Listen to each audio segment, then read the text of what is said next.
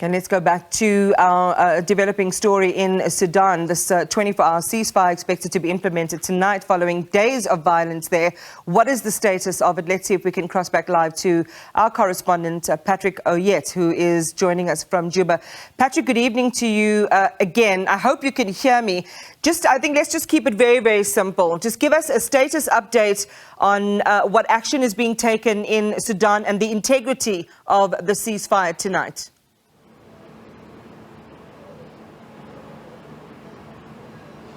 Yes, I can hear you finally, which is a good thing. The happening now is that the ceasefire has actually officially come into effect about 30 minutes ago. However, there are still challenges because many people we are talking to are telling us that they still hear gunshots, especially in the middle of the city around the presidential palace. However, other parts of the city is now quiet, but that area near the presidential palace, there are still gunshots. There are also still fighter jets hovering around. So that is now the concern. However, also, here in South Sudan, the Office of the President has just released a statement, and the Office of the President says that the President Salva Kiir, President of Kenya, and then President of Djibouti are ready to travel to Khartoum. They hope that this window of opportunity, this ceasefire, will give opportunity for the leaders to travel to Khartoum and begin a process that they call mediating, so that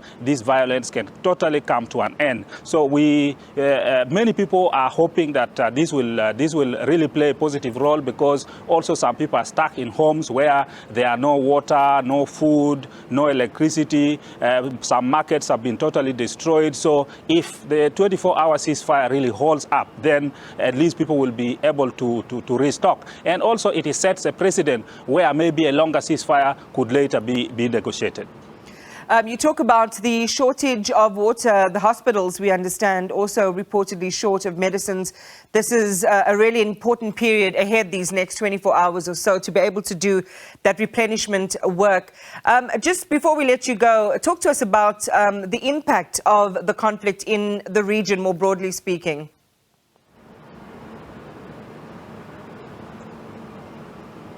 Very, very negative impact, because first of all, especially Sudan and South Sudan are sharing, of course, one of the longest borders. And then you still have those countries that are very fragile. You have armed groups across the borders. You have, for example, armed groups in the southern Kordofan, in Blue Nile, in the southern part of Sudan, and also the western part, that is including Darfur. You have groups that have not even joined the government yet. So those groups are there, making it really very difficult for the situation to calm down, because if these forces join the fighting, then it will become very worse. And then you have the problem of refugees, of course. You know that even South Sudanese refugees, numbering almost 1 million, are in Sudan. Now, people will have to run to Sudan to come, some to South, some to go maybe to Ethiopia, some to go to maybe Kenya. So it's really it will bring a very negative effect to the entire region. Not only that, for example, like South Sudan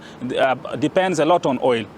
98% of the budget of South Sudan is funded by oil money. And this oil is produced in the south, but it moves north to Sudan, through Port Sudan, and then to international market. Crisis there would definitely mean the lifeline of South Sudan is just blocked. So that is really how serious the situation is. And that's why even the president of South Sudan is concern, and the press statement they just made a short while ago, they say that he has talked to both leaders, and he hopes that they have listened to him, because they have promised that they will make sure that this 24-hour ceasefire will hold.